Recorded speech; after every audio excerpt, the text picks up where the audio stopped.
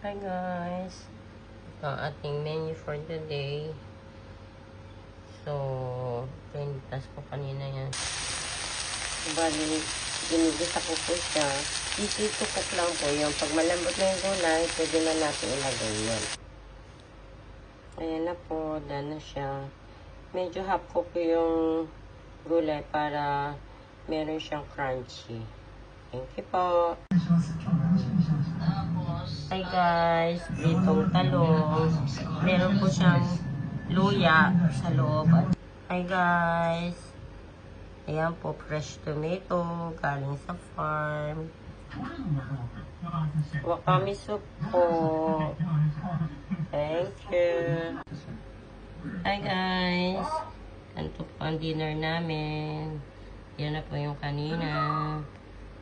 Yung tamago soup po, ito. Tamago is itlog with wakame. Kain po tayo. Thank you for watching. Bye.